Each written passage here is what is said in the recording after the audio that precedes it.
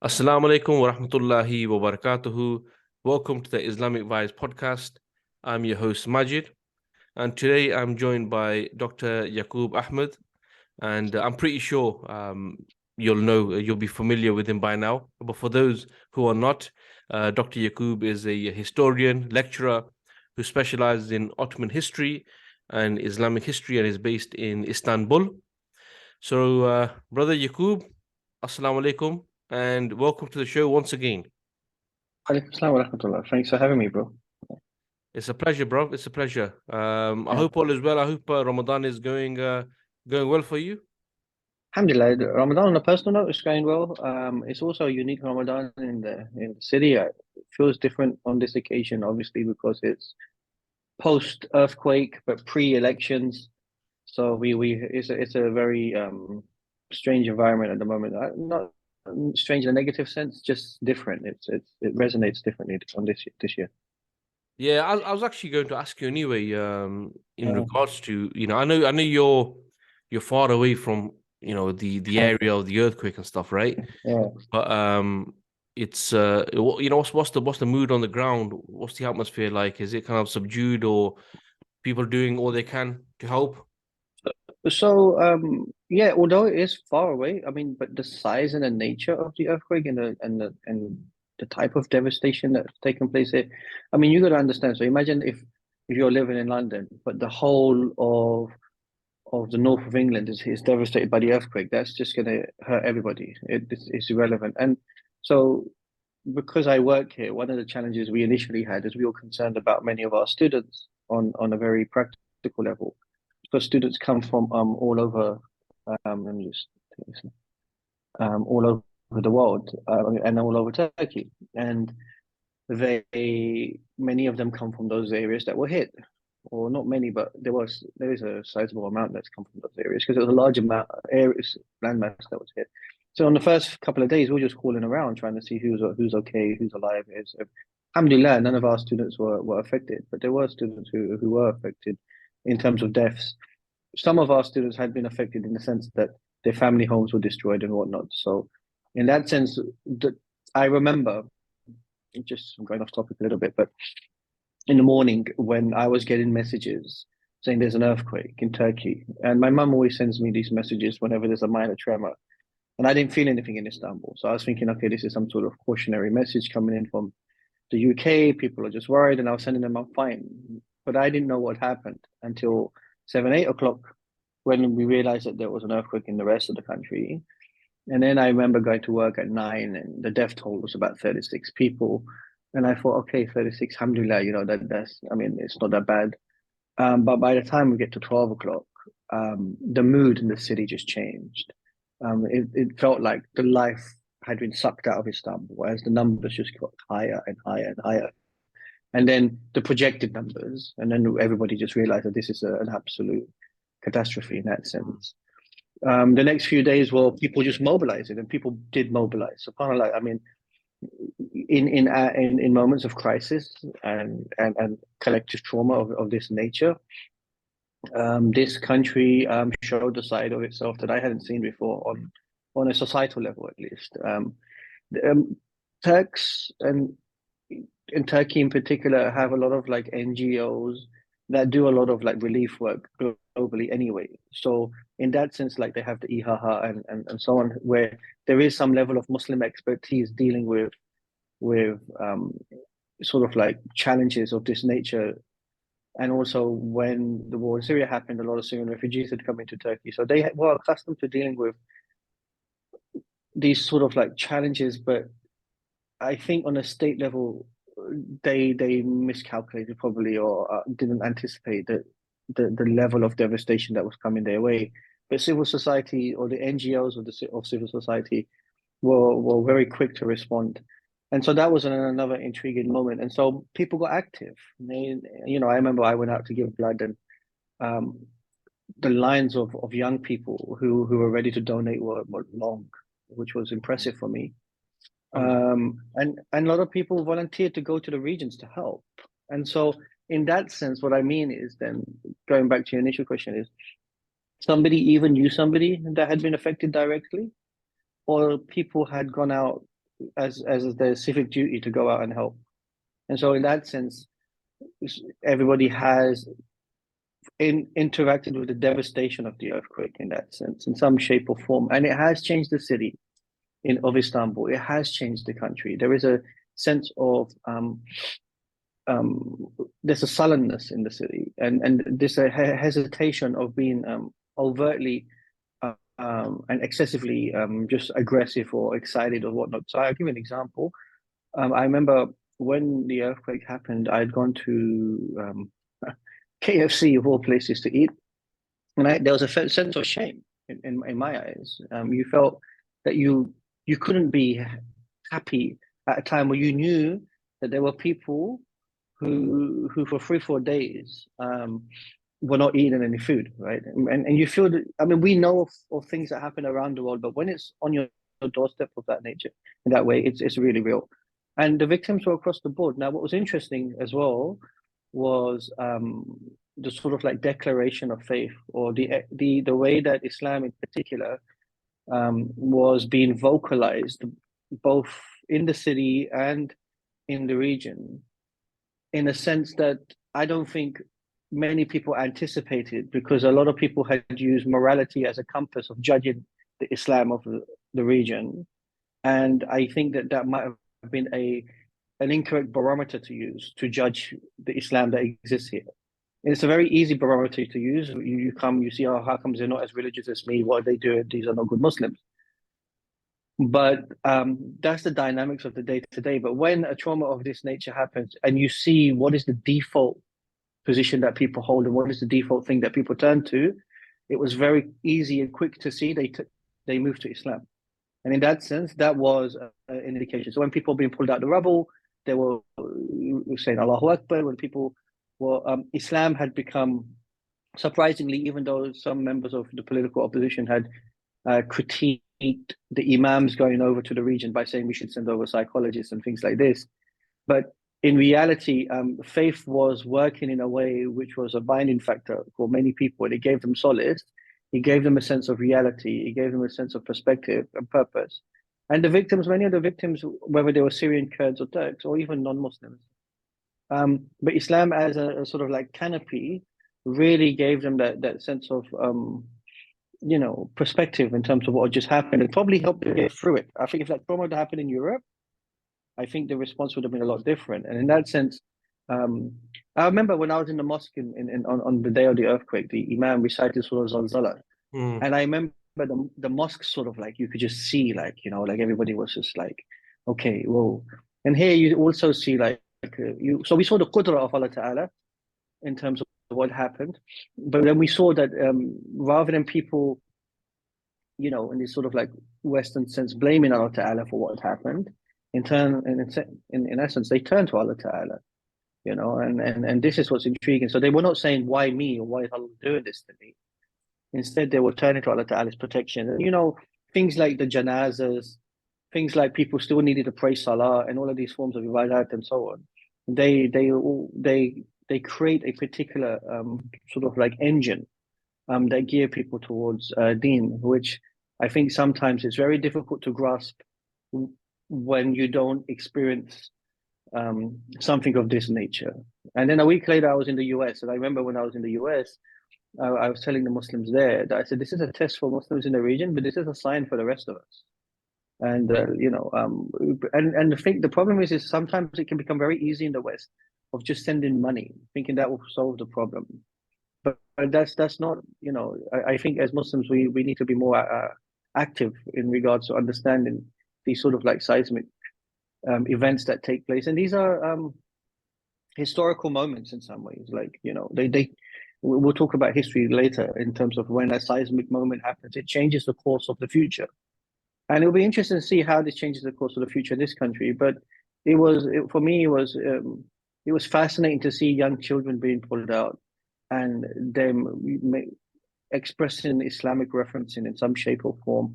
People being pulled out, even the takbirat from the help that was being. I didn't expect that. I didn't expect people, the teams pulling people out of the rubbles and yelling Allahu Akbar. That was not something that I expected would happen in Turkey, and it was happening. people, reciting Quran while they were under the rubble and so forth. And then obviously in these moments, you see Allah Ta'ala's mu'jiza as well, in the sense of like, you'll see like children being pulled out, mothers passing away, but defending babies. And those are all signs of reflection, I think, that people should pay attention to. So when you're in an environment like this, and and there was a humanity in people here during moments of crisis like this, they're pulling out cats and dogs, bro. Yes. So and it's sort of like you understand then what it means to be a Khalifa in the dunya, in the sense of that they understood even in that time of crisis how to be a custodian. That this dunya doesn't belong to you. This is not yours, and that raw, like from the perspective of the fitrah of recognizing your raw purpose, they become amplified and in these sort of moments. And I think that's what was interesting for me. And even someone like me who's very rational, and so forth, you couldn't help but be moved collectively when you were in an environment where the emotion was amped up to such a degree, and naturally so, because of what happened. Yeah, subhanallah, bro. I mean, that's amazing, man. I like the bit you mentioned about the kind of default position, that people defaulted to, because there could be an element where people pushing sort of secular vibe. It's like blaming Allah subhanahu wa ta'ala. But the videos I was seeing, and this wasn't just like the ones in Syria, the one from Turkey where people were being pulled out, and it was all you heard was takbir. And just to add on that, I want to stress that these were not, like, some people may assume that these were like videos designed for some form of propaganda or so forth. These were just regular videos taken by regular people on many occasions. It was a reflection of a particular mode and tone that was being vocalized in the country, to the point that you couldn't help but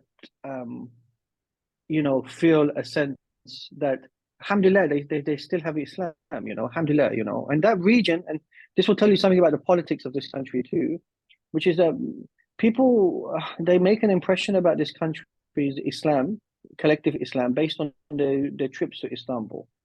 This is a large metropolis. It's a metropolis of maybe 17 million plus, and it's a complicated city. It's a city-state in of itself.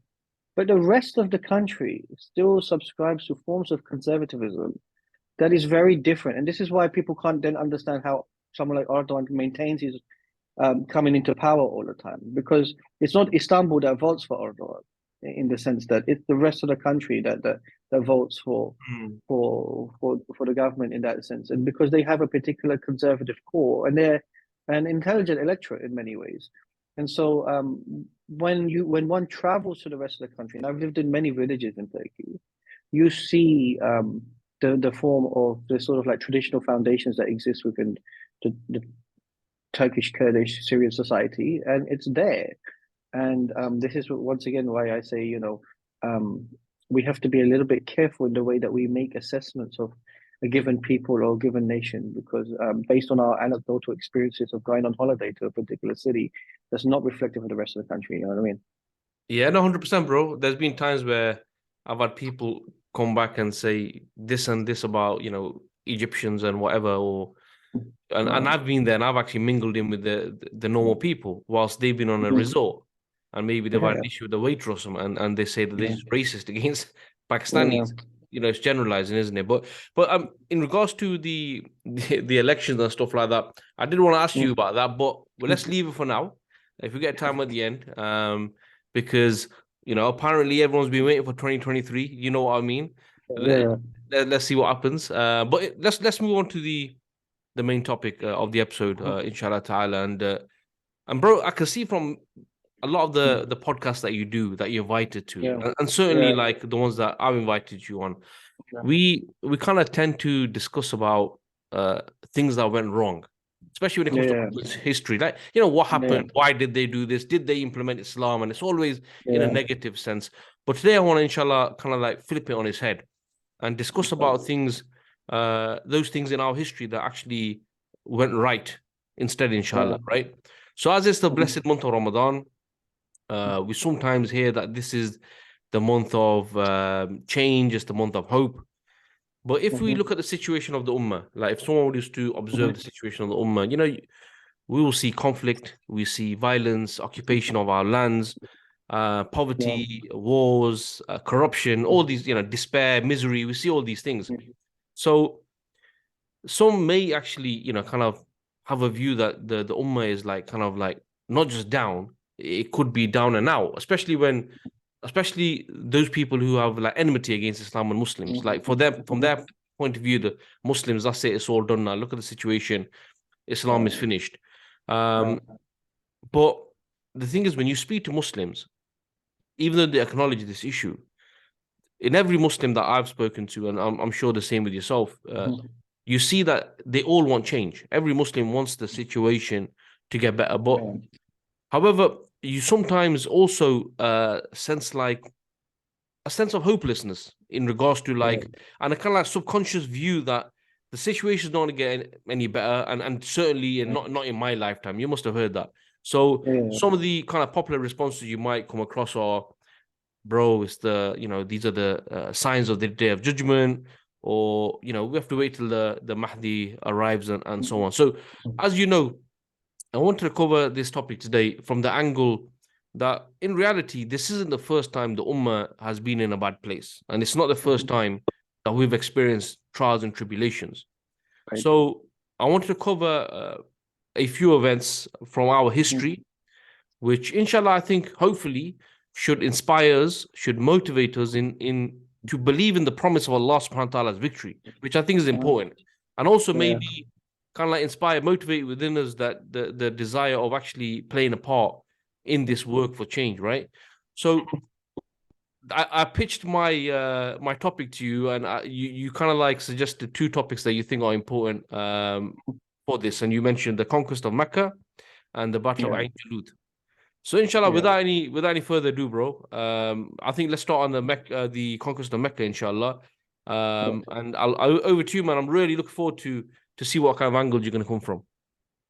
Well, first, before we start that, I mean, look, one of the things you're correct in saying, as a historian, unfortunately for me as a Muslim historian, one of the things that I've been forced to do, which caught me by surprise a little bit, is to continuously defend Muslims of a bygone era by trying to justify their behavior, their actions, and people always ask me, prove this to me or disprove that to me, and this has become the particular default position in the way that people interact with me, right? And I sort of say to them, it's not for me to prove or disprove anything to you. I mean, this is not the point why we do history. What I'm trying to explain to people is that what's lacking in them is a collective historical consciousness. It's absent. You'll see in the West, in particular, they have a collective historical consciousness. So when we were in England, well, the Queen is dead now, but the idea was Queen and country, and they had a historical narrative of Queen and country. The two great wars for them were perceived as part of this narrative, and they had the empire, the great empire, the colonization of India, and all sorts. And so they had this collective historical consciousness to the point that you would see that when Brexit was happening and Nigel Farage was putting out posters of the Turks are coming. Now, what that was insinuating was a trope from the time of Suleiman the Magnificent, Suleiman al-Qanuni, right? So there is still an internalized historical consciousness in a particular segment of English society that from osmosis had an understanding of this otherization of Muslims in that sense. Well, Muslims living in Britain, and I've used Britain as a microcosm here, didn't have that historical consciousness, because if you're predominantly from a migrant background, let's say firstly, well, you can't. It's difficult to subscribe to the narrative of Queen and Country. What does that mean to us? Very little. You're not white. You're not English, and a lot of tropes that are used about being loyal to that nation state in particular are quite challenging for people who come from a migrant background. This is why the state itself continuously uses methods of carrot and stick as a way of cajoling Muslims more specifically into accepting a particular identity, which is not on equal footing, but a particular hierarchy in which they're underneath a particular framework. Fine. So you don't have that consciousness like people do who are English. You then don't have a consciousness of your homeland or your motherland because you're disconnected from it. So you don't even know anything about what happened in India or Pakistan or the Mughals or the or you have a disconnect in regards to the history of the Ottoman Empire. You have a disconnect in regards to Islamic history in China or in Africa. So in that sense, there's an absence of that historical consciousness. It's just not there. So I give an example: the Qatar World Cup.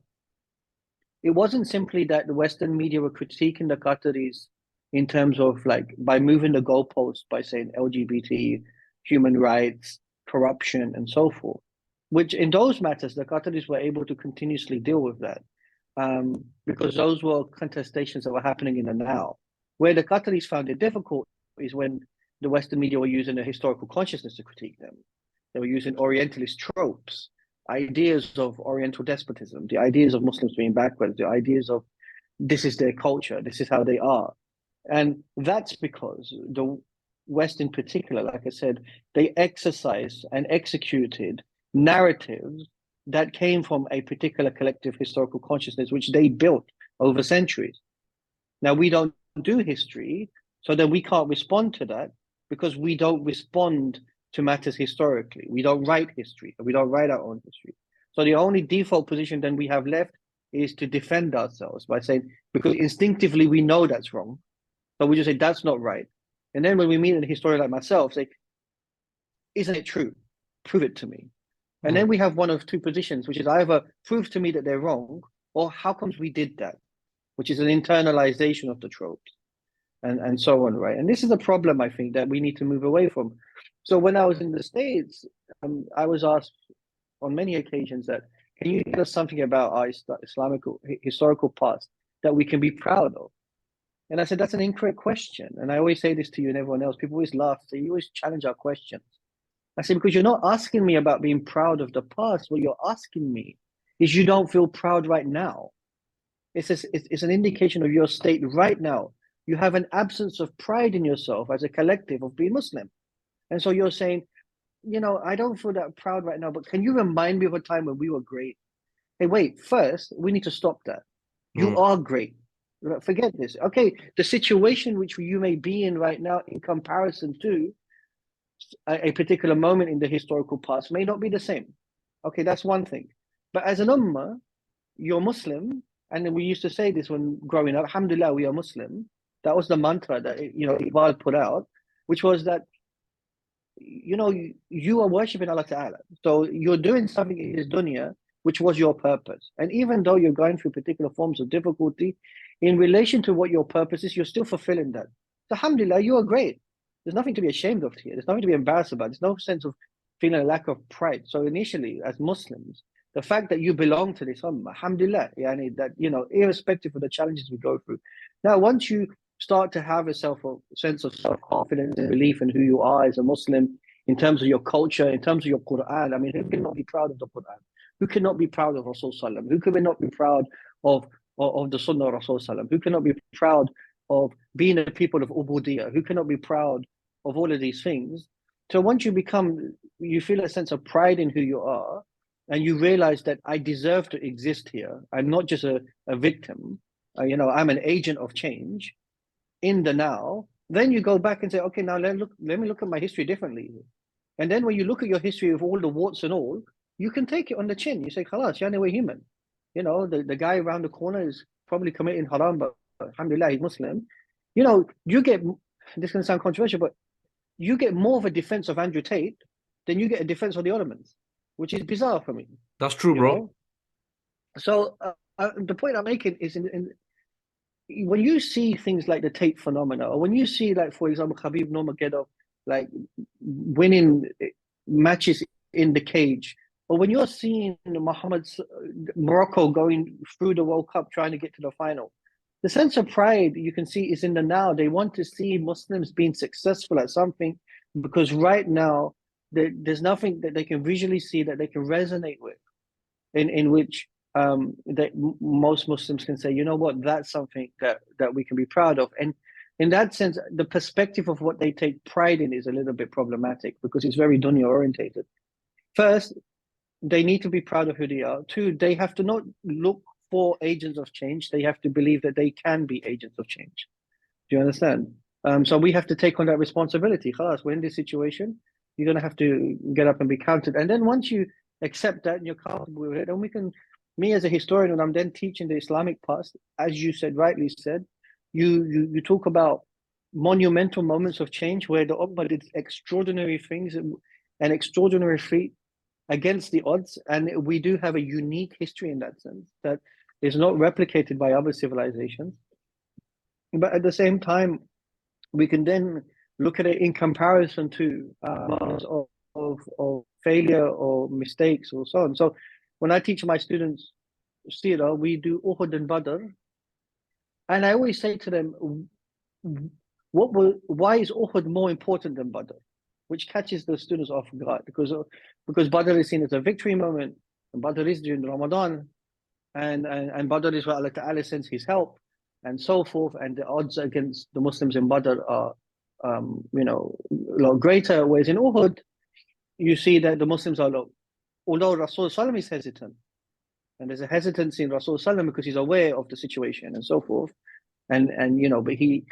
but the Muslims with a particular sense of bravado that went into Uhud and then didn't obey Allah and didn't obey the Messenger when they went into the proof.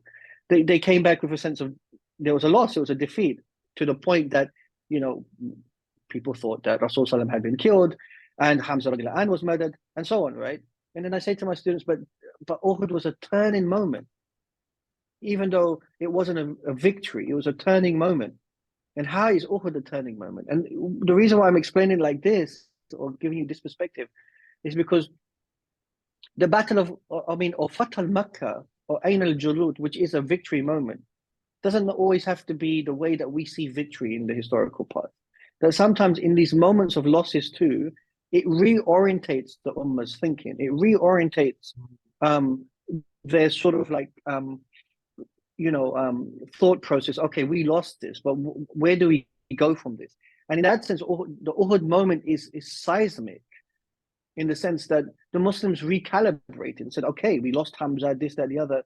But shortly after, you get like Khalid bin Walid joining the ranks and whatnot. So there's a shift that's taking place in that sense. And this is why I want Muslims on a general level to see the history holistically, which is like, so let's talk about Fath al-Makkah. Makkah is important. Fath al-Makkah is important, but it doesn't exist without Hudaybiyah. Okay, Fath al-Makkah does not happen without the Treaty of Hudaybiyah. And the Treaty of Hudaybiyah, when it's been signed at the time, you can clearly read the frustrations of Umar bin Khattab and thinking that this is a diplomatic mistake. That what are we doing here? And it's sort of like frustration that we have got the bad end of this deal here. We've got the bad end of the stick. But what was intriguing about the Treaty of Hudaybiyah in particular is in Mecca now, the Quraysh cannot persecute Muslims in Mecca. Okay, the Muslims cannot leave, but they cannot persecute them, and to the point that Muslims can openly give da'wah in Mecca. So now in a particular situation, how do you stop people giving da'wah? You can't. And then you cannot attack any tribes or any people who have aligned themselves with the Muslims in Medina. You can't do that. So now we can't go out and cause mischief. So on a short term, yes, we lost out in the sense that we couldn't go on the pilgrimage, and that Muslims during the time of the Hudaybiyah Treaty had to be returned back and so on. And on short term, that looked like a failure. But that sets the foundation for Fath al-Makkah, where the Muslims had a bit of respite, the Quraysh backed off, the Quraysh were getting weaker, the Quraysh were unable to control the da'wah in Mecca, the Quraysh were unable to control the da'wah in the region. And in Medina, Rasul Sallam was strengthening himself, consolidating his authority, maintaining ties with various different tribes and peoples. And then, okay, let's go. It's time. These people, they broke this particular aspect of the treaty. All right, you're going to have to pay a price for that. And so during the month of Ramadan, alhamdulillah, and this is why it's intriguing that many ulama talk about this idea that when these particular events and moments happen in Islamic history, is it a coincidence that they happen in Ramadan or not? And this is Allah Ta'ala's wisdom, so we won't probably know that. But it is interesting that during the month of Ramadan, that when the Muslim is most in heightened aspect of taqwa, that there is a particular sort of like belief of achievability. And I think this is why this month becomes important about the many moments in when Muslims achieve things during the month of Ramadan. It's because the month of Ramadan heightens your levels of taqwa. to the because there are so many different forms of mechanisms that are geared towards you becoming closer to Allah Ta'ala, that when a dunyawi aspect takes place, it's still irrespective framed within the framework of the spirit and the spirituality aspect of it, component of it. So I don't think Fath al-Makkah escaped their minds at the time that this is happening during Ramadan. You know, these are people that are traveling during the holy month and so on. And it's intriguing because Ramadan is a very unique month in the sense that it's the month of the Quran. It's the month of fasting. It's the month of zakat. It's the month of sadaqah. It's the month of qiyam. It's the month of tarawih. It's the month of inviting people to your homes. It's the month of generosity. And it's the month of Fath al-Makkah, you know, in that sense. And when you look at, if we were to use the sort of like the harams as symbols to some degree, what's interesting about Makkah in particular is Makkah is a symbol of the accomplishment and of ibadat. So anyone who thinks of Makkah, the city of Makkah, is symbolic of the ibadat has now been accomplished in this dunya. And that is the symbol of that. That is the direction that we pray. That is the direction, that is when people go to Makkah, they do tawaf, hajj, umrah, and so forth. Medina is the symbol of nubuwwah. It's settled. There is no way that Medina represents anything else but nubuwwah. And Aqsa is the symbol of jihad. Aqsa is historically, whether it's an internal struggle or physical struggle, because we'll talk about Ain Jalut later, but Aqsa has become a sort of symbol of a continuous struggle until the end of time, and it will be symbolic of that. And the fact that it was during the time of Umar bin Khattab that Aqsa was conquered is an indication that this is a prerogative of the Muslims. This wasn't restricted to Rasulullah in that sense.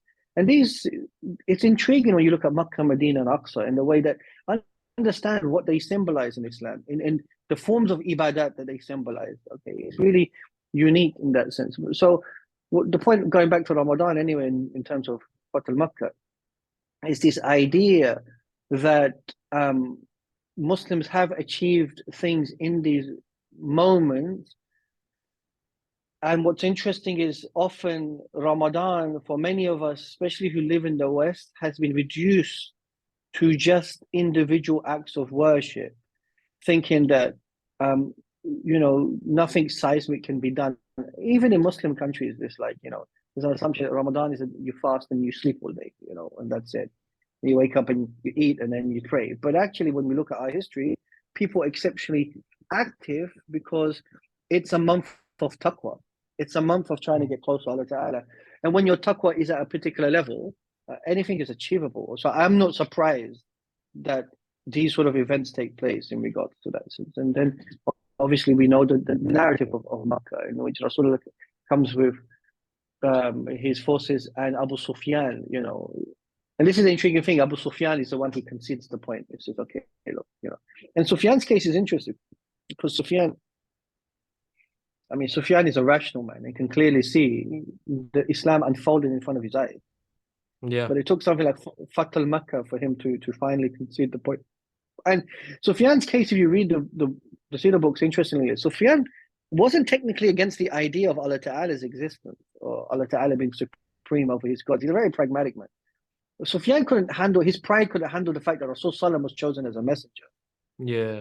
That was his grind, like you were chosen, for him. And that tells you something about the sense of pride that he had within him.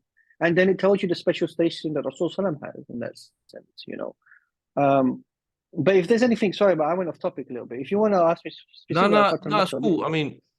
That's all informative, bro, and some of the points that you made in regards to the significance and the way we view Mecca, Medina, and Al-Aqsa. I never thought of it. I never thought of it like that. But in regards to Fath al-Makkah, then, because when you mentioned Fath al-Makkah, what I was thinking is the fact that obviously this is a huge event, right? But when we're talking about in the sense of like the promise, the belief and the hope and the promise of Allah subhanahu wa ta'ala, and you look at the way things happened, the messenger sallallahu alaihi wasallam, he had to leave Mecca. Obviously there was the plot to assassinate him. He had to leave Mecca, and here now, he comes back with an army of 10,000. I mean, Yeah. the pagans of Arabia Mm. of Quraysh, they must have recalled the times when the Messenger sallallahu alaihi wasallam was abused, was had things had Yeah. things thrown on him and all these type of things. Now he's Mm. returning, and then Mm. when he arrives in Mecca, he then is destroys the idols in the Yeah. Kaaba. He gives a general amnesty to all the people. They were probably Mm. expecting the opposite. Yeah. So that's what I was, when I'm thinking in the context of because Right. Fath Makkah itself has so much significance. But I was thinking from the point Yeah. of where you look at where the situation seemed like it was done from Quraysh's point of view. Okay, this guy, he's left Mecca now. We can carry on with our business. But actually, Mhm. Badr, Uhud, Khandaq, and then the Yeah. conquest of Mecca. I mean, look, if you look at it in this sense, so this is why it's important. So when you look at this is why I attached it to Hudaybiyah, but it's good that you attached it to all of the previous things that come before that. Fath al-Makkah is an account. It's the pinnacle of the accumulation of everything that's come before, from the point of the private dawah that Rasul Sallallahu Alaihi Wasallam was given in Makkah to the point that he makes it to Medina. So in that sense, this is why Fath al-Makkah is such a seismic moment, because it's the collective euphoric moment of Muslims of achieving the end objective. But in actuality, the important things about Fath al-Makkah is not the fact that the Muslims conquered Makkah, is then Rasul Sallallahu Alaihi Wasallam left Makkah still. So that what it indicates then is that what people had understood as the climax of what they were trying to achieve, that wasn't the end of the achievement. As his That was ambition. just another. As his That's right. ambition. Yeah, So, yeah. so on a personal note, as a Muslim, like all the Muslims, especially the Muhajirin who were living in Mecca at the time, they were forced to leave, including Rasul Sallam, and then they come back and they got the city back. And the Ansar was saying, "Oh, okay, to Rasul Sallam, okay, you're going to stay here now, and we're going to go back." And Rasul Sallam, what are you talking about? So what you realized, and this is interesting in the sense of what we learned from this as well, is that yes, Makkah is a particular moment, but life doesn't end. History doesn't end. We keep moving. So even when you achieve what you're in this dunya, what you set out to achieve, you still keep going forward, right? And when you were talking about like Muslims saying we're waiting for the Mahdi or we're waiting for the Tamam, yani those you still keep going forward. If the Mahdi was knocking on my door tomorrow, you're still walking forward because the Subhanallah. Hadith of Rasul is clear that you keep planting that seed, right? So in that sense, what was intriguing about Fath al-Makkah as well was that you realized that actually the prerogatives of Rasul Sallam regarding the Ummah and the prerogatives of Rasul Sallam in regards to the implementation of Islam took precedent over even the conquest of Mecca.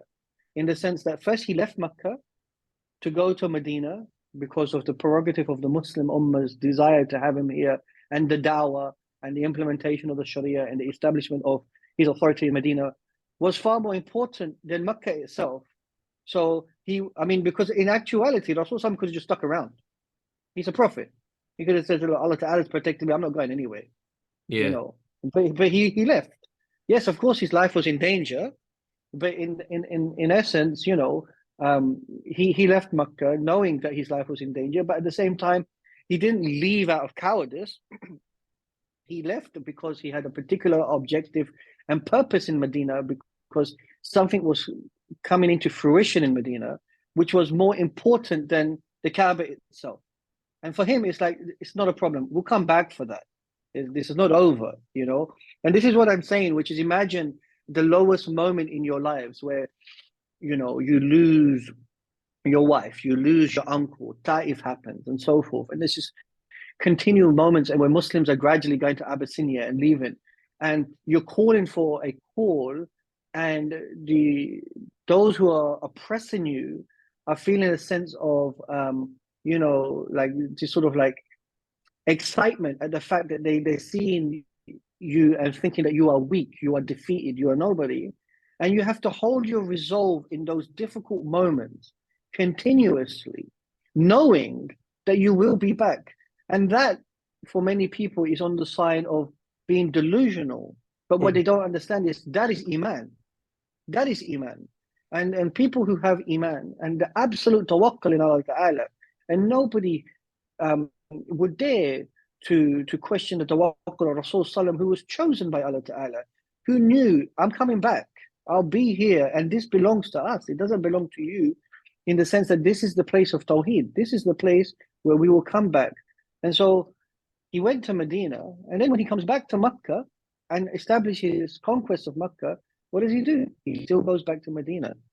He goes back, and it's an indication then of what Mecca symbolized to him, because you see in much of the Seerah literature him talking about, this was my childhood, and this is where I was born.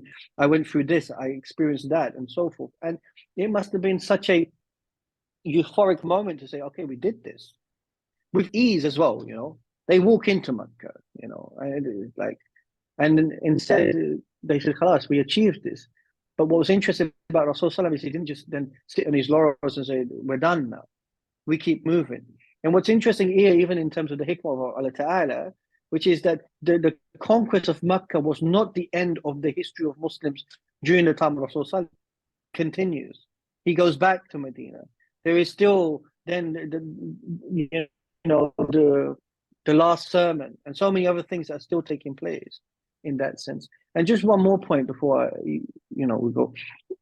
One of the main difference between the Quraysh and the Muslims, and you can see this in the battles between them until the conquest of Mecca, is that the Quraysh desire to maintain violence. The Quraysh's desire to agitate Rasul Sallam. The Quraysh's desire to maintain their authority was all dunya orientated. It was very dunya orientated, and it's very difficult for when people are dunya orientated to combat people who are akhirah orientated. And so the people who are akhirah orientated, which is the Muslims in this occasion, that motivation is very difficult to replicate if you don't have that same viewpoint about life. And so when you're at the top in this dunya, you become very arrogant and think you're the best in the world. But when things in the dunyawi perspective are going against you, you then realize, oh, okay, well, what's going on here? And this is why the Quraysh became so scattered so quickly. Whereas in the case of the Muslims, during the hardship, their Iman got them through it. And during their victories, the Iman got them through it. And that's a key difference between the two sides. It was irrelevant how many numbers the Quraysh had. It was irrelevant how many dunyawi victories they had in terms of subjugating and oppressing the Muslims. It was irrelevant how much money they were making. All of these things didn't matter, because in the long term, Islam out-survived them. And what we learn from this is even today, Islam has out-survived everything that came before it. And so right now, the Muslims might be at a collective moment where they feel a bit low and down and so forth. But hey, listen, the history of Islam tells you anything. We're still here. It hasn't gone anywhere, We're still here. The history hasn't ended. Like, we're part of this history. And so think of ourselves as during the time when Rasulullah was being persecuted in Mecca and so forth, that Fath al-Makkah, in our eyes, the Islam's returning in the way that we see fit will happen again. It's not the end of the world. And this has happened on many occasions in Islamic history, So for me, I mean, when I read about Fath al-Makkah and so forth, I mean, people read it on a very rudimentary level. Rasulullah enters, destroys the idols, Bilal goes on the Kaaba, and so forth. But on a more deeper level, as a way of it resonating with us today, you learn both the positives and negatives. Your objective doesn't end just because you achieved your objective. You then recalculate, and then your objective moves on. And your objective is fundamentally to worship Allah Ta'ala, right? And that means that you create conditions where that's easier. And so Fath al-Makkah wasn't the end. Then what they do now? Then they send missionaries to other parts of the dunya, So yeah, in that sense, this is how I try to teach it. A little bit different for my students, because the basic rudimentaries of what happens in Fath al-Makkah is known, in that sense. That's really interesting, bro. Really, I mean, even for one to really understand then the steps of the Messenger sallallahu alaihi wasallam, I think you can't do that without understanding his mission, and that's why the way you explained it, because previously maybe people just thought he has aspirations to rule Mecca, So Yeah, he's that's arrived right. at Mecca now. He's come back. Yeah, he's Yeah, come back, done what yeah. he intended to do, and that's it. He's gonna stay here now. He's gonna be the king. But then Mm. for him to leave, it's like it's really good how you put it. Really, it's like okay, we're on to the next one. Yeah. You know what's interesting about Rasul Sallam as well? He's not a micromanager, you know. And I give you an example. So I always say to my students that one of the interesting things about the Dawah of Rasul Sallam in particular is he's not obsessed with creating like lots of money, or he's not, you know, we need this amount of material wealth before we can achieve something. And as Muslims, we are practical. We do need tools and so on. I'm not disputing that. But he's not saying let's build institutions, let's build this, that, the other. He invested in his Sahaba as people. The Sahaba became institutions. He invested in them, in strengthening them as people, to the point where he was satisfied that they understood his deen in the way that he wanted them to understand it. And so as a result, he allows Mus'ab Ibn Umair to say, yeah, go to Medina. He doesn't say, I'm going to go to Medina. I got this. Like, what's going on? You know, people are calling for Islam, because Mus'ab is sent to Medina because the Ansar, the people of the Ansar, they come to Mecca. They meet him personally. He speaks to them. But he sends Mus'ab. He goes, okay, look, Mus'ab, you know, you go out there and you speak to them and you're apt at this. He recognized Mus'ab's qualities. And it's the same with Fath al-Makkah. He doesn't say, okay, now I'm in Mecca, I'm not going to Medina, and I'll send Umar bin Khattab to Medina. Instead, he says, okay, you guys in Mecca now, I'm delegating this to you. I'm leaving this in your hands. I'm going back to Medina. And in those days, you've got to understand how long it takes from Mecca to Medina, Hmm. you know. So when he's leaving Mecca, the Quraysh could have thought, okay, great, you know, we can just go back to our ways. You know, That's he's true. gone. That's true. Never But, thought of that. but you know, but that didn't happen because he trusted the Islam he put in his ummah and the people of authority, at least at the time, that he didn't need to micromanage them. He It was sufficient for him to know that they will do the right thing in accordance to his deen, or the deen of Allah Ta'ala, of which he was the messenger. You know what I mean? And that's a very important thing about the way that Rasulullah operated in that sense. He's a very special human being. And when we read Sirah, we, like I said, sometimes when we read in Sirah, we're just like this battle, that battle, bang, bang, bang. But in actuality, see how he operates even on a granular level. So when he arrives on Fath al-Makkah, like, who's on his camel? Osama. He's sitting with him. He's sharing a camel with Osama, you know, in that sense. And Bilal is walking along with him. And Osama is a really important character in the sense that, I mean, Osama is the one who is then asked when Rasul dies to lead the army, you know, against the Byzantines in Bilad Sham and so on. So Rasul has this way of understanding people, understanding their personalities, understanding their qualities, understanding what they're good at, and trusting them, really putting their trust in them. And you see in Uhud as well, what was beautiful about Rasul in Uhud is he's aware that, okay, look, Uhud is, you know, we're going to have challenges here. But you know, the Muslims, when they look at him and they see Rasul putting on his armor, and he just says once a prophet puts on his armor, he doesn't take it off. In some ways, he's trying to appease them, make them feel like, don't worry about it. But in essence, he's like, these are my boys, this is my team. We win, we lose together, irrespective.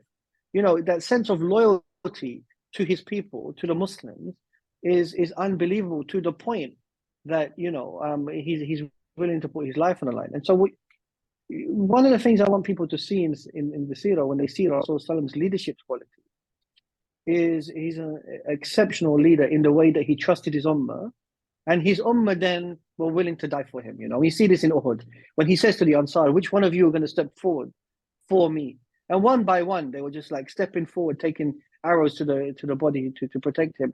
And you have to be an exceptional human being in the sense that they understood that he embodied Islam, right? He was the living embodiment of Islam. So, and what's interesting here, and the reason why I've explained this is because when he dies, Rasul Sallam, Sayyidina Abu Bakr an, you know, is the first person who has to deal with a crisis where they had an Islam with the messenger, they now have Islam without the messenger, and the rest of us now, okay, this is what it's going to be like.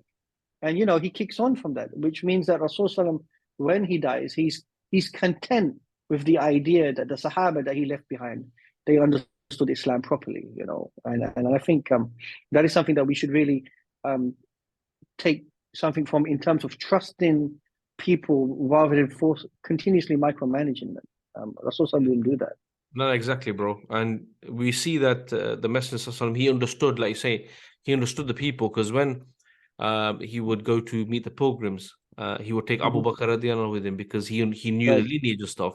When he sent Mus'ab Ibn Umair to Medina, he could have sent like what you would call a more senior person, but he didn't. He sent him.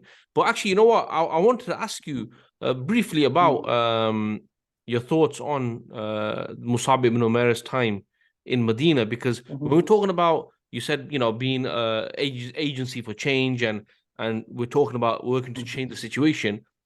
Here, subhanallah, we have from the seerah, we have one individual who's actually not even from Medina, and through his actions, through his the way he worked, the styles he adopted, alhamdulillah, he was able to transform the society in a year. Yeah. So it's not it's not something beyond us. Yeah, of course. I mean, the first thing is like, look, what's interesting here is there is a belief. Today, there would be a belief. I'll give you an example. Because I was born and raised in London, okay? And there is a belief that if I turned up to Turkey, that someone like me could never be in charge in a nation like Turkey. I'm just not a Turk. It's not going to happen. Actually, there is a belief that someone like me, if I turned up to Pakistan, I could never be in charge of Pakistan because I wasn't born in Pakistan. And yet in the United Kingdom, they have these imaginations where you can have a Pakistani-born British or Muslim who's in charge of Scotland or the Mayor of London. So in the imagination of the West, that doesn't matter to them, because what matters to them is the idea, the framework of which that person belongs to, right? Whatever that idea that person encapsulates, that's what's sufficient for them. And the reason why I'm explaining like this is because this is important in the case of Mus'ab, which is that while tribal affiliations are important, and while having strong tribal attachments in the time in Arabia were important, by now Rasul had inculcated a particular vision of Islam, which was deconstructing that, which was deconstructing it in the way that the message that he was bringing forward was actually, it takes precedent over any of the tribal affiliations, and that the person who belonged or subscribed to this message was more important than what their background was about in essence. And what Mus'ab does is he reflects the culture of Islam, which is that Islam was a call at the time which was ummatic, in the sense that anybody could become Muslim, like Salman al-Farsi. Yeah. So you become Muslim, and that was the main thing. And so when he sent in Mus'ab to Medina, I mean, the people of, like I said, of Medina are already interested in this call. Not only that, okay, let's just go back a little bit. People don't appreciate this. When the Muslims are sent to Abyssinia, yes, there are particular Muslims who go because of the sort of like treatment they're getting from the Quraysh in Mecca. But look at the names, okay? It's Jafar, it's Uthman bin Affan, okay? And these sort of names. These people that were sent in particular, so when the king speaks to them, he didn't, what was interesting is when the king says to the Muslims, is this what you're saying? He didn't choose the smartest one from amongst them. He randomly just chose. But what was interesting is the group were all smartest from amongst them. There was a particular group that was sent to Abyssinia who not only went to Abyssinia because of the persecution, but Rasul sent them to Abyssinia as being agents of Islam in Abyssinia to give the dawah, which they did, by the way. And they were people of high caliber and esteem in Islam regarding the Sahaba, who were continuing the in Abyssinia at the time, in that sense. And so in the case of Mus'ab, Rasul understood that, the call of Islam was changing something in the region, in which someone like Mus'ab, who wasn't from that tribal lineage, could still go there because he had a particular personality, type 1. He had a particular understanding of the region that he was going to because of him being a tradesman and whatnot. But 3, because Islam now was trying to deconstruct those sort of like ways in which people were practicing. And Mus'ab was simply an agent to represent Rasul Sallam. And this is intriguing that they invited Rasul Sallam. They gave bay'ah to Rasul Sallam. They invited somebody from the outside, which is unheard of today. Like I said, this is why I'm just using this analogy as a joke about Turkey. It would be unheard of for the Turks to call me over to say, can you be in charge of our country? And this is what Rasulullah achieved, which is a phenomenal feat in that sense, once again, which is that the people in the town, and that's testimony, there's testimony to the sincerity of the people of Medina first, because those who wanted Islam, it gives you a particular indication that they were of a particular ilk, that, you know, they didn't have Rasulullah with them, but they were subscribing to the idea of Islam. Two, that they wanted to meet Rasulullah. Three, that there was a particular dawah that was taking place in the region, okay, that they were bouncing off and hearing around them. So people, it's not just an isolated place in that sense. The dawah was not only in Medina, it was across the peninsula by now. And then for Mus'ab's character in of himself, who goes in of a particular mission, is given the freedom. Rasul Sallam is not telling him, well, you need to do A, B, C, and D. He just said, I trust you, Mus'ab. You've been around, you know what you're doing. And he goes out there and he does his mission to perfection. And then comes back to Rasul Sallam and says, they are asking for you in the droves, and brings people over and to meet the Prophet in that sense. And that's beautiful, Yani, you know.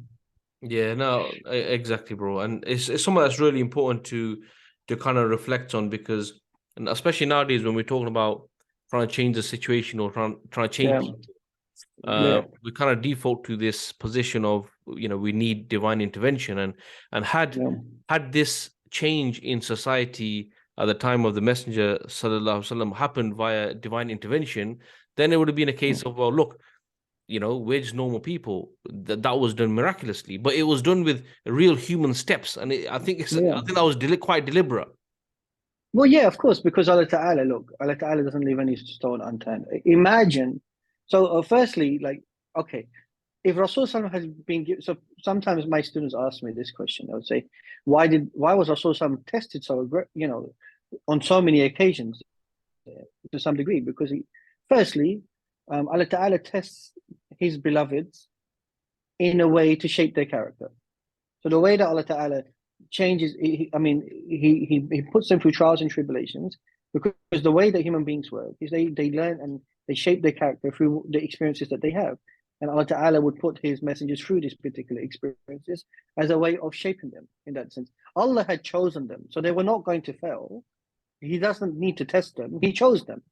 So they're not being tested to see if they're upright or not. That's not what the tests are about. The tests are about shaping their character. So the reason why I explain it like this is because when you, I, and anyone else who's going through a particular challenge in life or particular test in life, do not see this as a particular form of punishment. See this as how is Allah Ta'ala trying to shape my character, even in the tribulations or moments in which I maybe even committed haram, so that I can get closer to him, you know? So if I'm going for a particular moment, and I always say to the people that the worst thing that can happen to you is when you're abandoned by Allah Ta'ala. So if you're going for a particular test and struggle, it's to shape your character, one. Two, because if Allah Ta'ala had showed particular favors to Rasul Sallam, then people have said, it's not fair. He was chosen by Allah. What about the rest of us? You know, how does that work? You know, in that sense. And this is why then even the sort of like divine intervention. Let's look at the battles. It only happens in Badr. It doesn't happen in Uhud. Okay, and Badr is a very unique case. It's a unique case because Allah Ta'ala had to show those Muslims at the time. So when Badr is taking place, you know, in some ways it's a little bit ad hoc, where the Quraysh are coming and they have to make a decision, and you can just see Rasul sometimes, and you know, the Muslims, the Muhajirin, they're like, let's do this. But he turns to the Ansar. He goes, okay, you know that the bayah you gave me, I insisted that when you protect me, we're in that situation. What say you? And they're like, okay, let's go for this. Are you sure? And some of them are nervous. They've never been on jihad before. They've never fought before. This is not an experience any of them have had, even the Muhajirin to some degree, right? That we are now going to war against the Quraysh, and here we are. And can we do this? Can we achieve this? And Allah Ta'ala had to show them, I'm on your side. I'm on your side. We can do this. Let's go. So then he sends angels and malaika to support them. So, but in Uhud, it's like, okay, you've seen how it's done. Now it's time for your competency. Okay, you know, this is a one-time card only. You're not going to keep getting this. And they said this was specifically for those people at that time because of the situation at that time where I needed to show them a sign in terms of my support that I am here with you. But in Uhud, the Muslims had to, and Khandaq, and you know, all the other battles that take place and so forth. And so here, once again, you see Rasul going through the grind. You see him going through the challenges. You see him going through the difficulties. But what's intriguing is the Muslims are seeing their Prophet and our Prophet Rasul going through this. And they don't say, why is Allah doing this to our Prophet? Instead, it's inspiring them to say, we need to be like him. We need to be like this. And this is what it means to have the relationship with Allah Ta'ala. And that, there is no one's going to get any preferential treatment. There's not going to be any divine intervention. In fact, what Rasulullah achieved is very, very human. And that what he achieved was with a lot of hard work, a lot of struggle, a lot of pain, a lot of suffering, and a lot of people died on the way to achieve this. But it was achievable.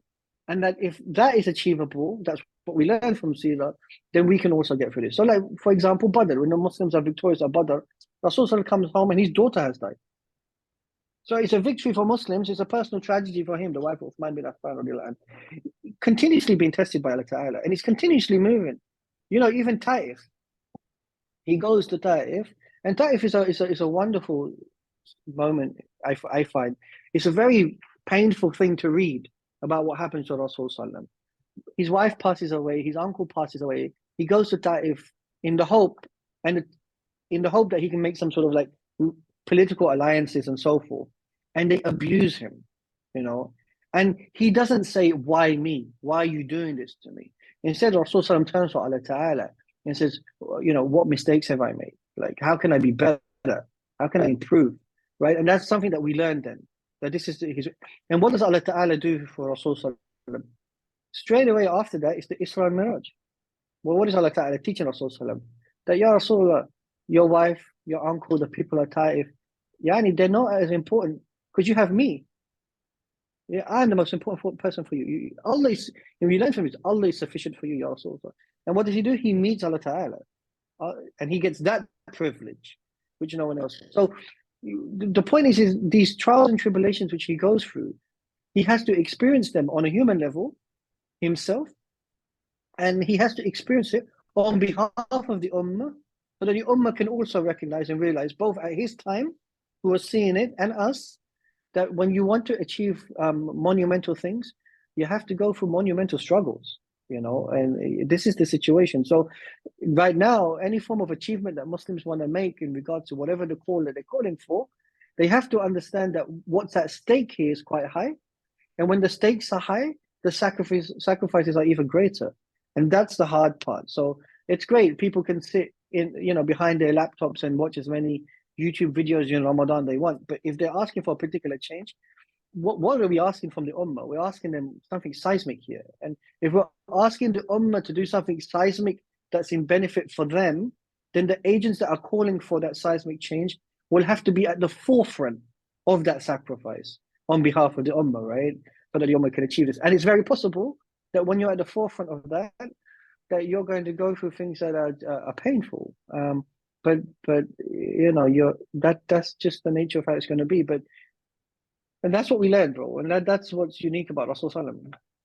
SubhanAllah, so many lessons there. And to be honest with you, there's so many questions in regards to Hudaybiyah and stuff like this, which we could go on forever. But what I want to do then is shift it to the second example that you talked about, which is the Battle of Ain Jalut. And I think there's many good I think there's some comparisons, more similar comparisons to today's time, maybe with that battle, because we know the Mongols were on a roll. From what I heard, I don't know how true it is, but even some Muslims were thinking this was like the Juj wa Majuj that were kind of like unstoppable. And also the fact that, okay, we spoke about conquest of Mecca, is still around the time of Rasulullah sallallahu alaihi wasallam. Now we're talking about centuries later. What happened? So yeah, bro, Battle of Ain Jalut. But Ain Jalut is interesting because people forget that for a long period of time, you have these consistent crusader interventions. Okay, so prior to the Mongol invasions, you've got these crusader interventions and crusader invasions, which are really pulverizing the Muslim world continuously, over and over. And they sort of like really hurt the Muslim world. I mean, imagine that part of the world at the time, the continued conflict that they're going through and they're suffering and so forth, right? And then You get the rise of the Ayyubids and Salahuddin, and they take back Aqsa and so on. But what you see is that the only reason why the Mongol invasions are even possible in the Muslim world, it's not just an internal sort of like people assume it's the internal weakness of the Abbasid Khilafah, but it's also just the consistent contestations with the Crusaders. And so the point I'm trying to make here is that to some degree, like you're going to, because we see this in the region where there's continuous outside interventions which weaken states and governments and peoples and so forth. And there's an assumption that once that group of people is gone, then we're going to be okay. But it's not okay. There's always going to be another group of people, because it's just the nature of human beings to then fill that vacuum. And the Mongols were then able to fill a particular vacuum that existed at the time. I wouldn't say it was a vacuum, but you know, the Mongols to some degree benefited from the continued conflict that the Crusaders had exercised on the Muslim world at the time, right? And so the Mongols were able to take advantage of that. And I think what I'm trying to explain to you here is that Muslims have to be politically savvy. They have to be smart in understanding, like, we just go, the Mongols just came. But how did the Mongols achieve this in the Muslim? Oh, the Muslims were just weak. Okay, but what happened? How did that happen? You know, or they just abandoned Islam. Actually, that's very rudimentary in understanding like this. Understand this continued conflict that was grinding them down by one particular agent or power, which was then taken advantage of by another agent of power in that sense. And so, yes, the Mongols, the way that they sort of like come into the region is quite swift and fast, but also because of the methodologies and tactics the Mongols use, which is real aggression, is real violence, you know. And what's intriguing here is you learn is that the Mongols' tendency of using fear as a mechanism of overruling people is a method that was successful, but it was very short-lived. So if I was to make a comparison between that and the Ottoman sort of like presence in the Balkans, the reason why the Ottomans were successful regarding their presence in the Balkans, because you got to imagine when the Ottomans conquered the Balkans, people assume that the way the Ottomans controlled the Balkans was having boots on the ground. They didn't have boots on the ground because you didn't have the manpower to have boots on the ground. So if once the boots leave, the area should rebel against you. So why is it not rebelling against you? The Ottomans use various mechanisms. One of them is the Devshirme system as a way of integrating peoples into the Janissary Corps, as a way of feeling a particular sense of agency of belonging to the state machinery. Second thing is not to agitate the elites. 3 is not to commit mass murder. 4 was not to force mass conversion. And 5 was to locate Muslims outside of the non-Muslim areas in an attempt not to agitate them. And in actuality, what the Ottomans were doing was just removing obstacles so that they can continue spreading, allowing Islam to be existent in the region. Now, that's not what the Mongols were doing. The Mongols also didn't put boots on ground. They turned you into vassal states, but they used fear as a mechanism. Now, when you use fear as a mechanism, what's going to happen is a natural consequence is people are going to do one or two things. Either they're going to be fearful and told the line, but then after a while, there's going to be like a pressure cooker moment where the lid flies off and people go, enough, we're done with this. And the stakes will become high. And when the Mongols sacked Baghdad and trashed it, you can see that the sacking of Baghdad left an imprint in the minds of the Muslims in Bilad al-Sham and Cairo, in the sense that whether they were hearing the stories which were true or not, but what they were hearing colored their imagination that just the way they sacked Baghdad, they're just going to sack Cairo. So in many ways, like even if the Muslims didn't want to fight, there's no point. We're going to go for this now because they just can't be trusted. The Mongols are coming in that sense. And you're right, there was a belief, and you know, and it's intriguing because Ibn Taymiyyah was around during the Mongol invasions, and he still was producing books, by the way. So what you learn also is even during these it goes back to the theme we're talking about, that even during these moments, the ulama are still writing the various things because they're not seeing it, even though there's a belief among certain Muslims, this is Ajuj and Majuj, they're still, the deen continues. We keep going. We're gonna go beyond this. We're gonna oversee this. It's not gonna be here forever. This sort of like this challenge is temporal, and that's or temporary. Sorry. So yes, what happens is when you got Hulagu, who invades Baghdad and then executes the Khalifa, he then sets his sights on the Mamluks. And what the Mamluks do, which is very interesting, is they quickly make a shift. Okay, so Saifuddin Qutuz, he basically makes the idea that he removes his nephew, who's young, and he says, okay, we need to recollaborate what we're doing here, and the Mongols are coming, and we're going to go full force at them. And people, the discussions at the time were to capitulate. We just got to capitulate, but he didn't capitulate, which is interesting. And he was fortunate to some degree because the Mongol emperor at the time, I can't remember his name, he passes away, and so everybody has to go back to the center. That gave the Muslims a bit of breathing space. I think it's and once the Muslims got that, okay, yeah. And once you get that breathing space, people can actually then, sort of start making plans in terms of, okay, what can we do here? How can we achieve that and so forth? And it gave the Muslims enough time to sort of make particular plans of how to deal with the Mongol invasion, because the Mongols are coming, okay? And what this tells you is interesting as well, is that there are certain events that are just beyond your control, okay? That there's an assumption, like, and we hear this in today's politics, and this was one of the successes of the United States of America and the State of Israel in making the Arab people believe that once the Israelis had defeated the Arabs in 67, which is this idea that you can never defeat us, you can never beat us, we are superior to you, we are more powerful than you, there's nothing you can do. And so you sort of like you internalize in the minds of the defeated that this is just unachievable, right? But then there are moments that happen in history which give an indication that they're not invincible, they're not Allah. Things happen, and there's moments of weakness even in them that you see. So the first chink in their armor was the recognition that the way that they have their sort of like configuration is a bit odd, and he's returned back, and it's going to give us some respite to try to bring our troops together and create a coalition.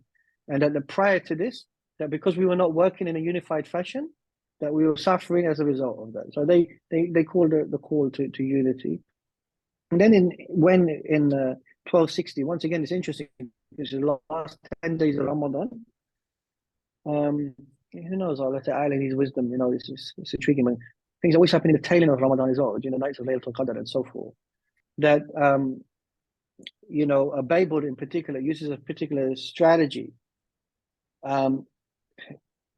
which is, he goes to fight them and then retreats, and they think that we can just chase them in, which is a tactic. It's a tactic the Mongols used to use. So the fact that they fell for it is even more intriguing. Anyway, they chase him in, and then there's an ambush that takes place, and they get and then the Mongols use what they would call cannons, and they didn't strike the cannons at. The Mamluks used cannons, which they didn't strike at the Mongols directly. And I'm assuming they struck them at the Mongols because they had their own people fighting in the same battle. So collateral was not a tactic they were going to use, right? But they sounded off these sounds, which created confusion in the hearts of the Mongols in that sense. And Jalut is interesting because it's, the eye of Goliath. Even the place is known as Jalut, when he was defeated by Dawood alayhi salam. This sort of like the story of, the sort of like underdog against the giant victim, and in their minds, they must have had this narrative of the invincible Mongols, or the Mongols had created this perception with their uses of violence that they were invincible. And yet here the Muslims went for broke. And what's intriguing is when you read the stories about this, that they're calling for Allah Ta'ala's support, they're calling for Allah Ta'ala's help, and they're doing the takbirats to go out there. And they defeated them. And what's intriguing is once they defeated them, the Mongols were never the same in the region, and it changed the sort of like mindset of the Muslims in the region in understanding that it doesn't matter how impressive or how strong the opposition is, that so long as you have your trust in Allah. And what this teaches me more importantly is that Islam is the difference between Islam and any other civilizational people is you can't obliterate it because Islam exists everywhere. So you can sack Baghdad, but you're not going to be able to sack Cairo. You can remove Muslims from Andalusia, but there's Muslims in India. What are you going to do? Whereas if when you look at South America and the way that the slave trade totally obliterated South American civilization to the point of no return. Alhamdulillah, that hasn't happened in the case of Islam because you can't do that. And so one of the things that we learned from the Mongol invasion is when the Mongols are continuously decimating city after city, even sacking Baghdad, destroying all the books, destroying all the elements, so forth. But Islam is so deeply entrenched in the region that even people who we do not consider as being a Khalifa or people we don't consider as being Arabs or whatnot, that Islam is enough of a motivation for various people to continue. And not only that, because after the fall of the Mongols in the region, you see how much Islamic ilm is being reproduced in the Mamluki era, under the Mamluks. You see how much Islamic works on fiqh, works on Sharia, works on Kalam, start to revive themselves in the Mamluki period. And this is really intriguing then, in that sense. So you see once again that the wisdom is in the collective, the wisdom is in the Ummah. It's there. And I think in the case of, once again, Ain Jalut, people keep looking at it in terms of the particular battle, but they don't see it in terms of what preceded it, and then actually what the consequences of that victory were in that sense. Because some people are quite critical of the Mamluks themselves. But in actuality, what you learn is that generally when the Muslims are not under some form of particular pressure cooker suppression, whether it's internal or external, that's when the flourishing of the civilizational aspect takes place. And you see the production of knowledge just explode.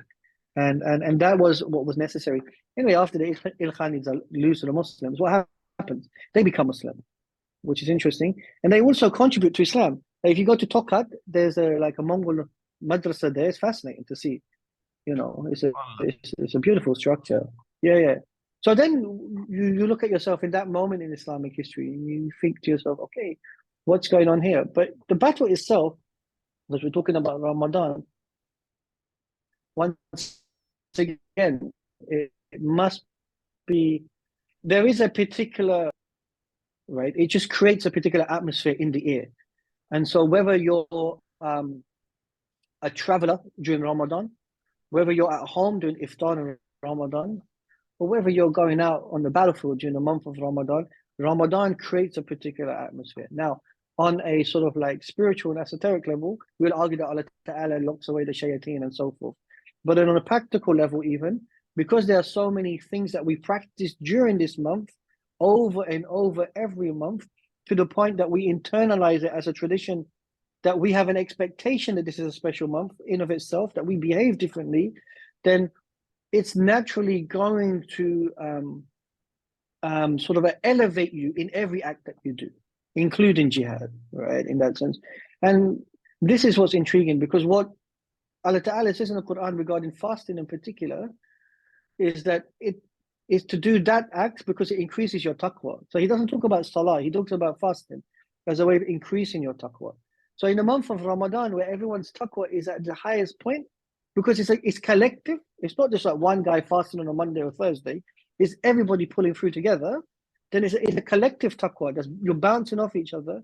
And it doesn't surprise me then that during these moments, there is a sense of collective belief that something seismic can be achieved because you are at your most highest point of spirituality. And what that indicates is that when we're talking about jihad fi sabilillah, and we try to create this dichotomy between jihad of the nafs and jihad of fighting in some degree, but you can't do jihad fi sabilillah without regulating the nafs at the same time. So both of them they both happen at the same time. Okay, you have to, because you see in the case of the Battle of Mu'tah, where many of the Muslims are nervous and they're reciting poems and Quran to themselves, reminding the nafs of keep going, right? So during Ramadan, where your nafs is at its lowest point, your taqwa is at its highest point, you have a collective solidarity, you feel very ummatic because everybody is with you, and then you're doing multiple forms of ibadat, which brings you closer to Allah Ta'ala, it doesn't surprise me that Muslims have achieved these feats during this moment. In that sense, I think Ain Jalut is an example of that, bro. Yeah, no, exactly, bro. That's some really, really good examples. I mean, really good lessons that we can take from there, whether it's to do with, like you said, unity, Mm, whether it's rallying the Muslims, whether it's to do with the fact that, psychologically, in the same way now, to be honest with you, when people talk about America, or even to a lesser extent, mm, Israel, mm, it's like as if they're so mighty, they're kind of like unstoppable. And I think yeah, in that context, Ain Jalut is like a perfect example. Because like you said, once the Muslims dealt with them there, mm, then now it's had an effect on the Muslims, also had an effect on them, right? And things are never the yeah, same. yeah, Uh, of course, bro. but one thing as well I want to mention, bro, is that when you look at the examples you've given, and also if you want to throw in there the Battle of Hittin, I think that's where the situation we're in today is slightly different in the extent that what it shows is that in the past there was that kind of Islamic infrastructure that was there, so which made Mm, it easier, if you one can say, to be mm, able to repel and overcome the mm, challenges. Whilst today, we don't have that state, we don't have that infrastructure, we don't have the, like you said, if Baghdad falls, Cairo is still there, the Maghrib's still there. You know all these other mm, different wilayas, and the power of the Muslims in just in one place. And mm. I think that's probably the most challenging aspect. However, like you said, we gotta deal with the challenges of your time. Yeah. We need to move on. But I think what's your view on that? So what's interesting for me, bro, is I say this, that okay, on the one hand, people keep saying this trope continuously, that history repeats itself, and it doesn't repeat itself necessarily. What we do is we see moments in history which resonate with us, in which they have particular similar moments, which we can draw from. So history, for me, I always say, use it as a repository from the past, as a way of recognizing the human state, of understanding things that are achievable. But I mean, you can't compare, for example, today's technological world to the past in that sense. The globalization is different. We have a very unique superpower in the United States of America. Technology is very interesting in the way it operates regarding social media and so forth. These are very contemporary challenges. Having said that, insan is still insan. The stories that we take from the Quran, for example, when Allah Ta'ala is talking about Yusuf alayhi salam, or when he's talking about Nuh alayhi salam and so forth, apart from Surah Yusuf, where Allah Ta'ala goes into specific details, generally what Allah Ta'ala is trying to show you with those narratives is a particular disposition that He wants you to maintain, a particular point of understanding that things are difficult, but you can overcome them. But what do you see regarding the Anbiya? What do you see in the case of Rasul Sallam? What do you see in the case of even like Ain Jalut and these sort of narratives? Is that the Muslims had the level of ingenuity to come up with the solutions themselves, which is what is expected from you in Islam, in that sense. That when we see the seerah in particular, that Rasul Sallam is not being, he's coming up, and his Sahaba are coming up with solutions continuously, irrespective of the plight they're in. So our situation is unique, our situation is different, but it still requires Muslims, irrespective of this current plight that they're in, to try to have a level of foresight in projecting the possible solutions that they could offer both to themselves and to the dunya, of how they can make this dunya a better place and how they can change, and what this alternative provides for everyone else. And that doesn't need to stop in that sense.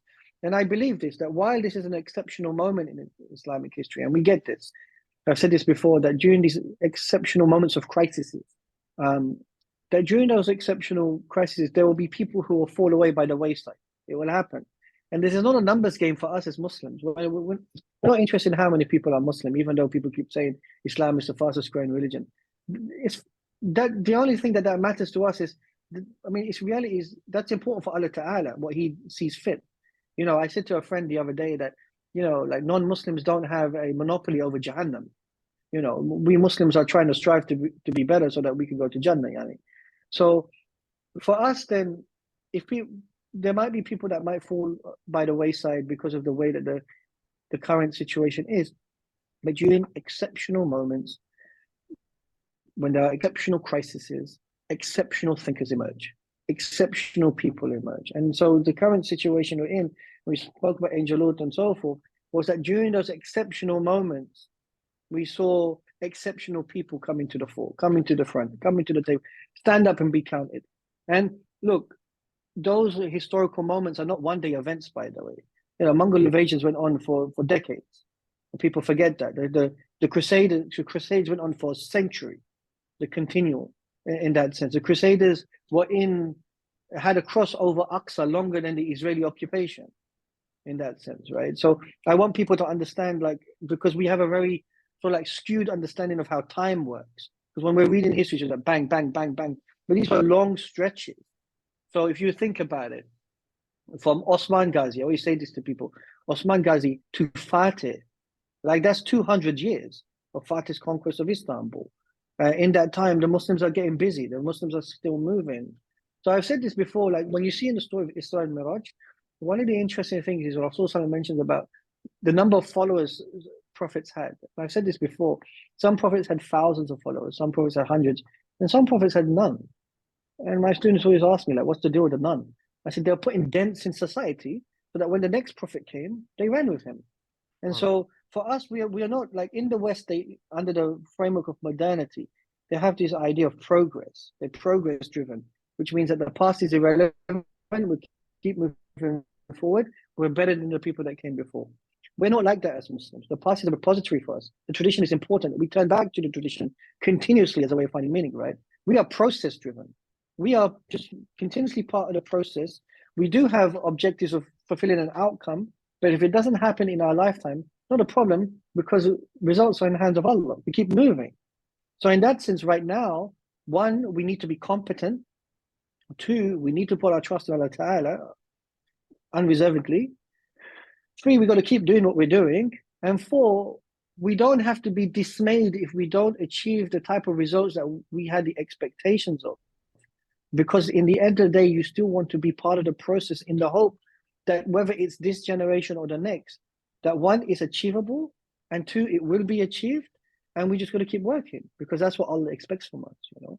And so that's a different mindset, and this is why I feel like sometimes collectively Muslims, they feel so downtrodden and so forth. But it's like, just keep working, man. It's okay. Just keep working hard. And you're trying to please Allah, yani. That's the reason why you're here. When Allah asks you on the day of Yawm al-Qiyamah, like, what happened? You say, I was in this moment and I did my best. Alhamdulillah, that's sufficient. And because I use this narrative of Ibrahim alayhi salam, when he makes the call for the azan, when he builds the Kaaba, there's nobody there apart from his son. And Ibrahim's just looking around, and Allah Ta'ala told him, make the call. And he makes it. And then there's nobody here. But now look, how many people go to Mecca? Because you have to have. So we are very, in that sense, I think today's Muslim, what they learn from the past is, like I said, is a repository for them. Okay, it's something that you see that when you're an Ummah, when you belong to the Ummah, you don't only belong to the Ummah of the now, you belong to the Ummah of the past to lay these multiple foundations for you to be here, in which they went through a series of struggles and victories, and they went through a series of moments which were both seismic and just as challenging as we are facing. But there's an Ummah of the future that we cannot see, that we have a responsibility over, which we need to lay the foundations for them so that they can lean on us. And in that sense, for me, it's like I said, it's not the end of the world. We keep fighting. And I honestly believe this.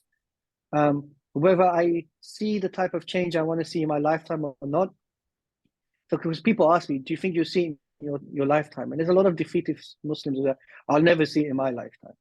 I don't answer that question that way. I say that's an irrelevant question for me. What's relevant is I'm just going to keep working, and inshallah, this is the word that we use, inshallah. And if not, it doesn't matter, but I'm not going to abandon the cause because that's what's expected from me, from my maker. And that's what makes us different. And so this sort of like self-deprecation, we need to move away from that. Sorry, it sounds a bit harsh, but, we need to be a bit more positive. It's true. And you get that feeling. And I think it's deliberate. It's there to make Muslims feel like this. But Allah subhanahu wa ta'ala tells us in the Quran, that having Iman part and parcel of that is being tested. Yeah, And what you've said, to be honest with you, you put it beautifully, man. In regards to the history and how our history today is, or our current is the result of the past and in the future. And I always say to people, like, we speak about previous generations, we speak about certain individuals who set their legacy, is because they yeah, set about to do something. And yeah, and we know, we have belief in the promise of Allah subhanahu wa ta'ala that the victory will come. And in the future, then, when people are going to be looking back at this stage of history, mhm, will they see people who um, had no state, mhm, had the superpower of the world um, oppressing them, even though they had no state? They were like the hadith of the Messenger sallallahu alaihi wasallam, where the kuffar will come to the banquet table and they will yeah, take the food with no resistance. mhm, How did they respond? Were they busy enjoying the dunya, or did yeah, they still move forward, like you're saying? Because people will. Allah says, if you don't, I'll replace you with people. So how do you want to be yeah. in the grand scheme of, how do you want to be remembered in the grand scheme of things? And you know what's interesting when we talk about Allah Ta'ala replacing a group of people over another group of people, these people don't like when you look at it rationally, and let's put rationality on the table here a little bit. They don't. A group of people won't just emerge and say we are chosen by Allah. It means there's still people in the previous generation who are holding the door for this new generation. So Allah saw, He said, okay, those group of people didn't want to do the work, but there's still going to be people amongst them who are doing the work. So that when the next generation comes, they were the agents that were sort of like educating that next generation. Bro, it's really fascinating. I'll give you an example. This is going to sound really primitive and strange. But, in Japan, um, people were not drinking coffee. The Japanese are tea drinkers, right? So when Nestle had this campaign about trying to get people to drink coffee, nobody was drinking it. It bombed. It didn't work out. So what Nestle did is they decided that they're going to make coffee flavored chocolate for kids. And they created this coffee flavored chocolate for kids. 10 years later, everybody was drinking coffee because Wow. their palate had become accustomed to this flavor, right? In Turkey, there was a time where people were not eating pizza here. Pizza was not known here. And then there's this cartoon, as you know, Teenage Mutant Ninja Turtles. These turtles are eating pizza. These kids are looking at these turtles eating pizza. They want to eat pizza. They became the generation that grew up eating pizza. I'm using these like crass analogies, but the point I'm making is like people sometimes abandon the youth, not understanding they are the future. They instill the Islam in them. They have trust in them. They're going to be 20, 30, 40 in just like that. And then what they will carry is important. We sometimes only focus on the now, on the people that we talk to now, and we look at children as children. They're not children, they're the future. Like instill Islam in them. Make sure you put the foundations in them so that that they're not like us, they're better than us in that sense. Do you know what I mean? So in that sense, I don't have this like loss of hope. You can get frustrated as a human being, but you can't be despondent. It's against the Islamic ethos. And the victory is in the hands of Allah. You're just trying to be on that team. And you see this, bro. You got fans, Muslims who are football fans. The team's not winning anything. They die hard, passionate, supporting them still. One day we're going to win the league. And yet, when we're talking about Islam, it's like, oh, I don't know, it's not possible. Oh, it's looking difficult, bro. Oh, we're being crushed here. Yeah, there's a lot of positives we can take. And this is why, when we're talking about the earthquake, a lot of people, if they look at it purely from the Dunyawi perspective, yes, a lot of people died. There are a lot of things where we as a community need to be held accountable for in terms of what happened. But alhamdulillah, in Allah Ta'ala's wisdom, there's also a wisdom there.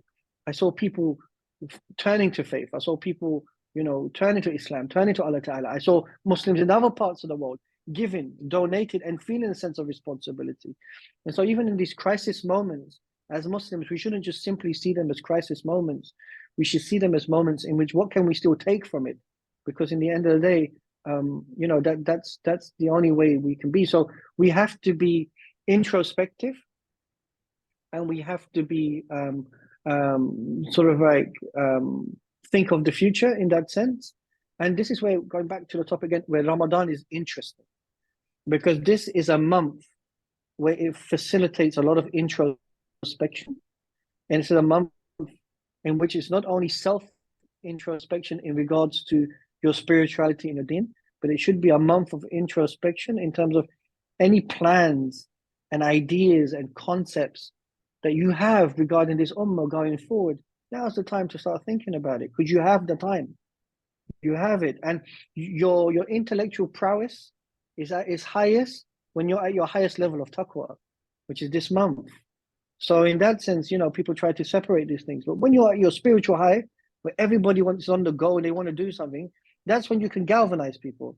That's when you can motivate people. That's when you can speak to them about ideas. That's when you can speak to them about haqq. That's when you can produce literature, That's when you have your key victories. This is the special thing about this month. People think this is just a month of like you sit there and you pray, and that's important. But all of these things are also forms of ibadat, you know what I mean? So this is why this month is amazing for us, because we have a month where we detach ourselves from dunya, and we have a reset month. No other civilizations don't have that. We have an actual reset month. We press the button and we reset it. And this is what's amazing about this month. You know what I mean? Yeah, exactly, bro. Exactly. Bro, on that note, I think normally at this stage, I would ask my guest to share any final thoughts. However, to be honest with you, I feel that you've been doing that for the last half an hour, because the lessons that that you've taken from these events are there for everyone to see, really.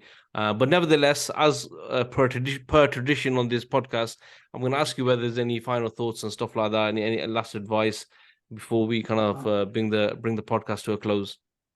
So first of all, I just want to say thanks for having me on your podcast. I mean, look, for me, it's very strange that people are willing to listen to what I have to say. I mean, I'm a regular person and so forth, but alhamdulillah, I feel respected, and I appreciate that that you gave me the opportunity to express some of my thoughts and ideas. If I've made any mistakes during my time here, if people write in the comments, then please understand that those are just human mistakes, and I'm more than happy to be corrected. I hope I didn't come across as being arrogant. But during this month of Ramadan, I this one thing I said to my students, and it's going to be very basic, but I'm going to leave this here with you, is spend time with good people. Spend time with good Muslims, whether they are dead or alive. And my students always go, what do you mean dead or alive? I said, it's very hard to maintain a particular decorum regarding Islam and a particular momentum of motivation if you're alone. It's hard. And social media can only get you so far. You have to be in the midst of people. You have to surround yourself around people that are doing the work of Islam, that can give you that motivation, and that you are a motivator for them and they motivate you. And then they said, but you said dead or alive. I said, well, if you can't find any physical people in the communities that you are in, then read the books of the Muslims of the past that had written about Islam and be in their company, because they will then. And I feel like the two key things that Muslims sort of like forget is that spend time with good people and read the works of our people of the past, who really do shape our foundations in that sense. And I don't think we invest enough in this. We are, I've said this before, consumers of knowledge. We've become exceptional consumers of content, and Islam is becoming content for us. We are not becoming producers of knowledge. And we're at a stage right now to find ways in which they can contribute towards the production of ilm for Islam in whatever way they see fit, because that's where there is an absence. But last point, I said this before and I'll say again, alhamdulillah, we're Muslim. Don't let anyone make you feel that you don't belong. And I said this before, like I did a talk in America, and I said the reason why I teach Islamic history is because don't allow people to tell you who you are.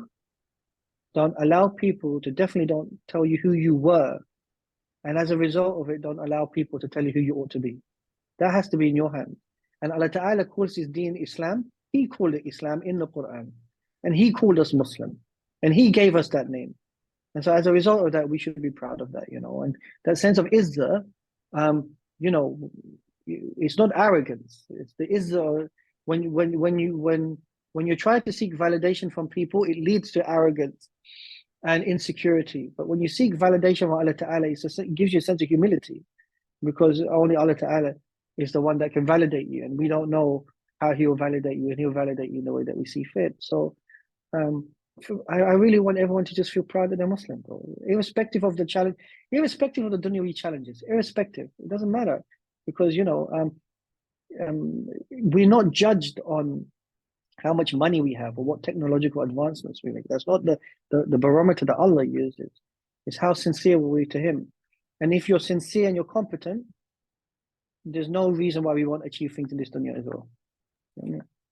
Jazakallah khair, bro. Jazakallah khair. I think that's a really positive final message, especially at a time where, being Muslim, just that concept is being attacked left, right, and center, is linked to all sorts of ills, whether it's, Muslims are barbaric and Muslims are backwards. Yeah. And, at a time when this is the onslaught, we have to, first of all, be thankful that we are Muslims, that we are from the Ummah of the Messenger Muhammad sallallahu alaihi wasallam, and kind of like wear this identity on our sleeves. And this is the thing: we don't need to be defensive. The Muslims have taken this defensive approach, which is 100%. Continuously apologizing or seeking the sense of being tolerated or accepted. Like, really, when people attack me regarding Islam, I say, I don't care what you think. It's irrelevant what you think. It's what Allah Ta'ala thinks. I'm not going to be. I don't feel the need to continuously defend my deen to you.